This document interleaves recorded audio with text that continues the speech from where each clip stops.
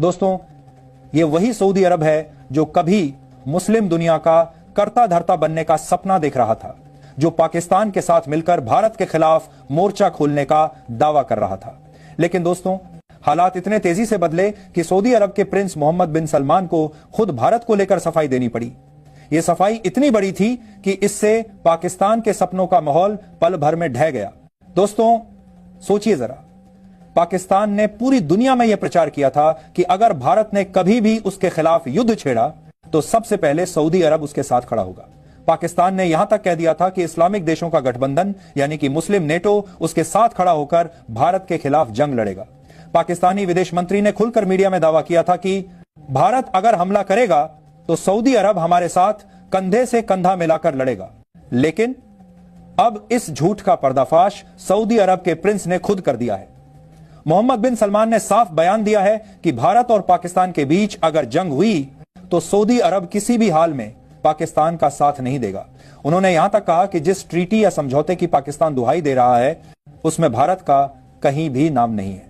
यानी कि पाकिस्तान का बड़ा झूठ दुनिया के सामने नंगा हो चुका है।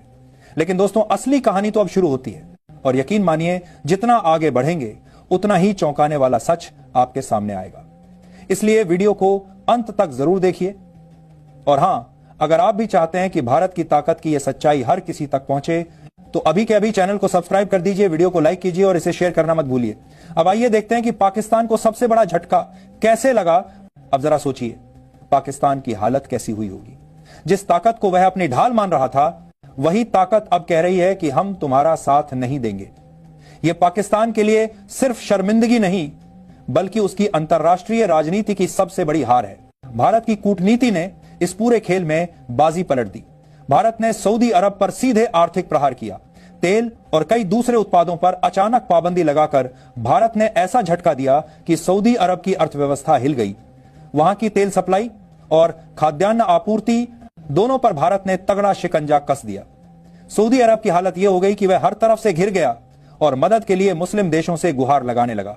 लेकिन वहां भी उसे निराशा ही हाथ लगी। कतर की राजधानी दोहा में मुस्लिम देशों की एक बड़ी बैठक हुई थी। यहां सऊदी अरब ने प्रस्ताव रखा था कि सभी मुस्लिम देश मिलकर एक मुस्लिम नेटो बनाएंगे।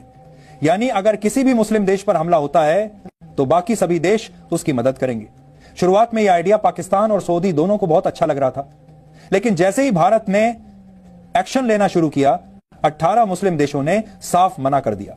उन्होंने साफ कह दिया कि वे किसी भी हालत में सऊदी अरब के इस प्लान का हिस्सा नहीं बनेंगे।